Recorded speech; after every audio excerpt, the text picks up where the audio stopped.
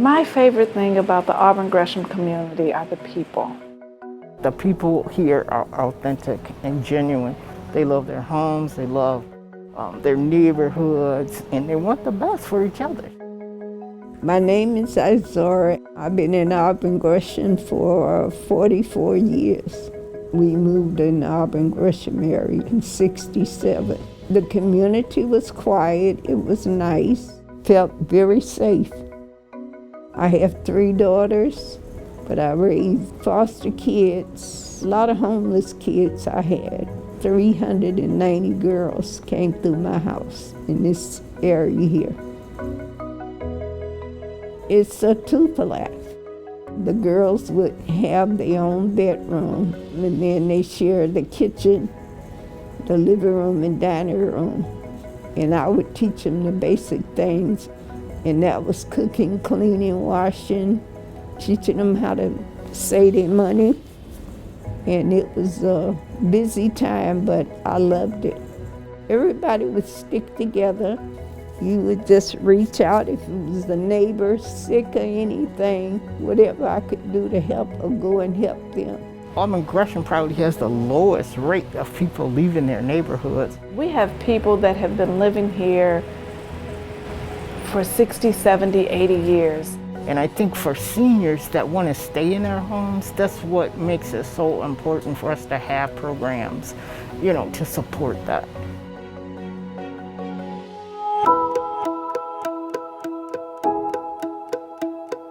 The Greater Auburn Gresham Development Corporation was actually incorporated in 2001, and it became the first comprehensive community development organization in Auburn Gresham. We do youth and education development. We do housing and senior services. We do economic development and business development. We do health and wellness, all supported on the foundation of community engagement. There's so many vacant homes within our communities, and a lot of these vacant homes are due to the fact that no one had a will, no one had a trust, no one had a toady. For me to go ahead on and do my will, I didn't know what to do at the time. In October of 2018, our agency got to know the Center for Disability and Elderly Law, and I had my staff reach out to over 100 seniors for our very first free legal workshop. The attorney from Disability and Elder Law helped us a lot. They stayed in touch and they called. It wasn't complicated at all. It's a way to save communities. Yes, we know that their foreclosures are going on, but this information needs to really get out to the masses and to keep things going. I text my boss and say, hey, can we donate some money to the Center for Disability and Elderly Law? And of course he said yes.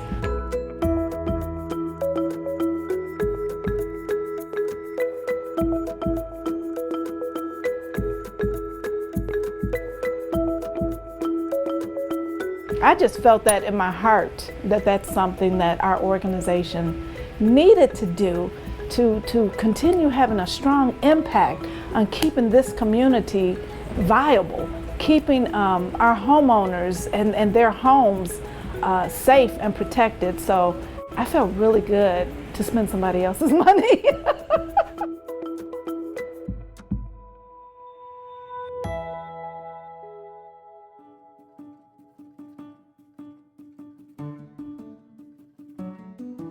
I want to acknowledge philanthropy here in Chicago specifically because it's beginning to be a game changer.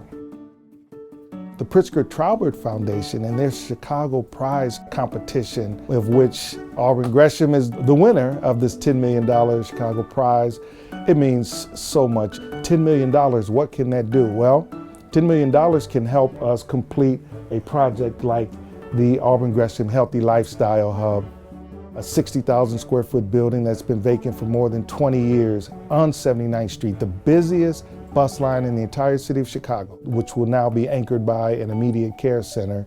Secondarily, it allows us to support the Green Era development, a renewable energy and urban farming campus, 2 catalytic projects now prize has allowed us to push to the finish line. And so there's a movement that's happening here in Auburn, Gresham, and I'm really excited by my family that's still here and the other families that have endured just decades and decades of disinvestment, of blight, of poverty, of wealth loss because our properties aren't valued the same way they are in other communities. So it's really about relationships and having, partners, like CDEL is so critical to the evolution of our communities.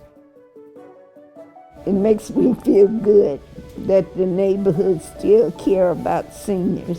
Everything is in place like I want it, and I thank them so much for it.